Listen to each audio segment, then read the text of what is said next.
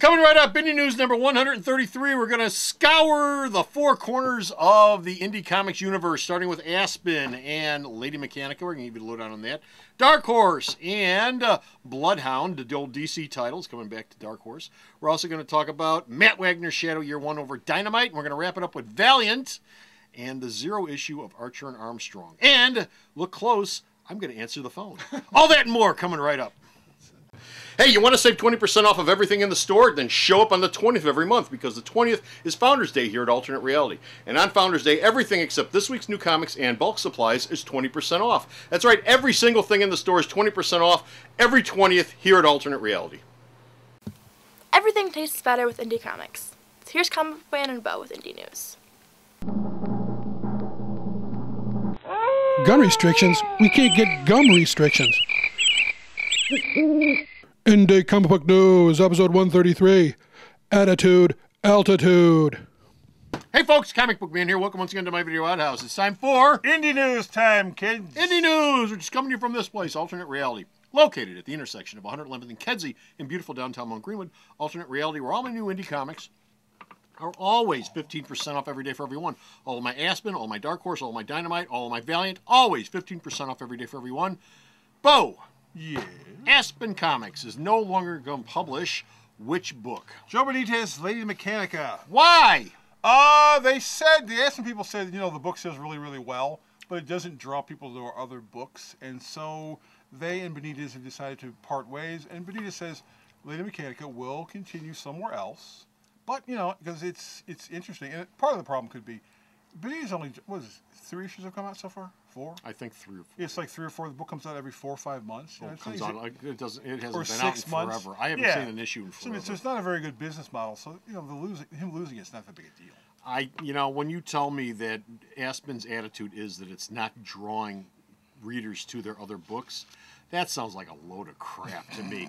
Lady Mechanica, is just as much in keeping with the Aspen model as executive assistant, whoever, fill in the blank flower, just as much as Fathom, just as much as Soulfire. It's a hottie who's half naked, who's walking around looking like a pinup. But this is steampunky. Okay, it's a steampunky version of it. So what? They should admit that losing Mike Turner was their big Well, it's not like they lost him. Mike Turner passed on. The fact that Aspen is still around today is always a sense of amazement. Although they seem to be trying to figure out exactly where they're going to go. Well, I think they've done that. I think they've figured out where they're going to go. I mean, they're shipping monthly, which is something they never did when Turner was around. I think the problem with Lady Mechanica is not that the book is not drawing people to the other books in the Aspen line. I think it has more to do with Lady Mechanica. Yeah. Anyway. Oh, the phone. Oh, take over. I got to get the phone. Who is it? Dark Horse will collect Dan Jolly's DC series Bloodhound. You remember, for all you kids, Dan Jolly, when he started writing, he did a book called Bloodhound. The book was about a serial killer named Travis Clevenger, who was released by prison from the FBI in order to track down a serial killer. They will be doing a trade paperback version of the 10 issues of the book although the trade will be kind of weird because it'll only involve issues 1 through 4 and 6 through 10. Issue 5 cannot be included because it involves Firestorm, which Dan Jolly was writing at that particular point in time. And if you're going, well, how exactly could Jolly get rights to the character? Because his contract said that he could get the character back. And so he's got the character back. And Bloodhound was a pretty good series. It didn't have much of a chance of selling, but it was a pretty good series. Who was that on the phone? I'm back. Who was it? Oh, you really want to know? Yes. You parole officer. It was home. They want to know if they can eat. Oh. I told them, sure, go ahead. We're going to be at least another hour here doing this. Go for it. So, see, there you go. They can eat at home now. You see, that's just the kind of guy I am. I let them eat at home. That's very good. Always remember that, folks. When people say bad things about Comic Book Man, I let them eat at home. They eat. And if you want to read Bloodhound number 5, yes, it's in the back issue bench. Just pick up all 10 of them and read them right away. Yeah, please. Yeah, please. Yeah, well, it was the other thing. It was really, really good, but it didn't sell. It's like Chase. Yes. It was one of those books that was really, really Chase was a real good book at DC. It was very, very well regarded at DC. It was well regarded by a lot of people. It was. It didn't sell worth. Well, it sold okay. It didn't sell great. And there's still people who are going, are you going to bring Chase back? Are you going to bring Chase back? They're not saying as much about Bloodhound. Although Tony Harris do it, so the art's pretty good too. Moving on alphabetically to Dynamite. Matt Wagner's Shadow Yearling Unlimited series will be told from what perspective? The perspective of Margot Lane. Margot Lane, the lowest lane of the Shadow universe. Yes, it'll also explain things such as why the Shadow laughs like that, and an all-new villain, because Matt Wagner said, you know, Shiwan Khan is the most overused villain in Shadow history. Every time there was a big story arc, well, yeah, that was the only villain, too. Every time there was a big story, well, Shiwan Khan's behind it. Well, Shiwan Khan, it's like, doesn't Shiwan Khan ever take a vacation?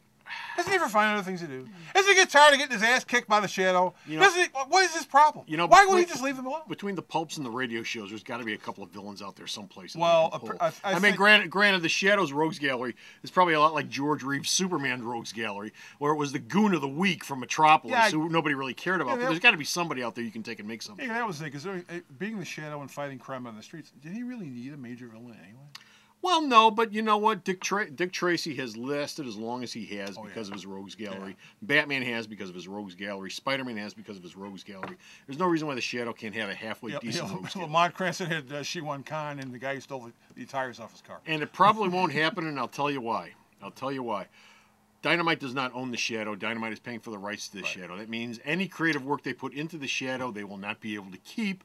And at some point along the way, Shadow will move to DC or Marvel or Valiant or wherever, okay? And that work will move with it. But, I mean, there's probably, Wagner, I think he read a whole bunch of Shadow stuff, and he said he listened to tapes of the radio show, and so there has to be a villain out there somewhere, so it won't be a brand new. But you're talking about Matt Wagner, Grendel. Grendel Matt Wagner. That should fit pretty well. Okay. And if he draws a book, and he's going to have covers by Howard Chaykin and all the guys who used to work on the Shadow covers, and so for that alone, people will go, hey, this is cool, I need to check this out. I will anyway. Okay. And wrapping things up with Valiant, we're going to stop off the Valiant universe. Archer and Armstrong number 0 is going to show us what? The origins of Armstrong, the Eternal Warrior, and the new Time Walker. Really? It'll also reintroduce the character Faraway into the Valiant universe. And I don't even remember Faraway, to be honest. I remember reading Archer and Armstrong. I don't remember the character, but if he's going to do it, it's going to be cool. And because they're doing 0 books. I mean, didn't Harbinger 0 ship this week? Yeah. Yeah, and so they're going to do Archer and Armstrong 0. They'll probably do a Shadowman 0 and a whole bunch of things because Valiant is feeling its oats, and I guess they're doing okay, right? The books sell okay for indie comics, which is a totally different paradigm from DC and Marvel. If you're looking at that level, indie comics, they're selling very well consistently. We're up on the 9th or 10th issue on some of those books, and they've plateaued out. And like all books, first issues sell big, second issues not so much. Welcome to Valiant.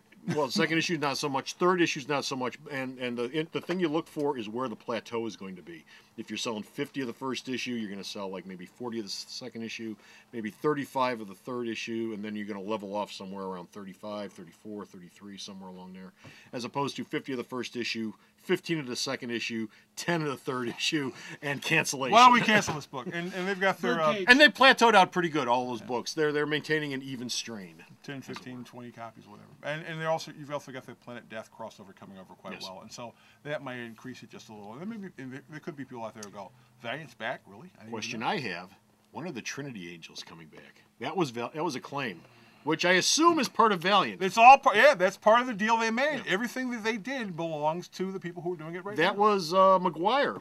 That was McGuire who created that, wasn't it? Kevin McGuire? Kevin McGuire. Boy. Yeah, and the thing with the Trinity Angels was, the reason I know this is I just went through a bunch of back issues and Trinity Angels was in there, and I was thinking to myself, when are they bringing back Trinity Angels?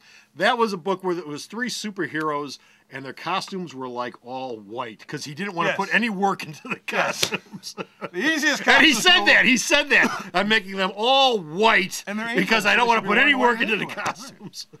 I could spend less time detailing the costume and more time working on the book. I mean, remember Aquaman's blue and that was a sea thing, where nobody wanted to do, or the definitive was John Byrne's Alpha Flight. Well, you always go on about the white, the white issue with the but that was part of the gimmick, and at that point, John had gotten kind of lazy. That was part of John Byrne catching up.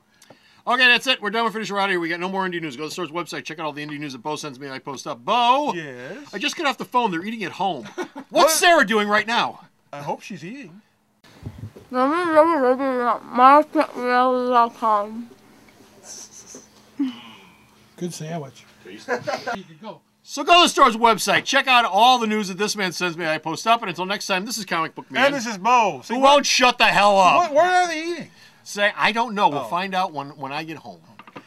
Bye! It'll be pizza. The Video Outhouse is brought to you by some of the finest people willing to work for free. This is a list of some of them.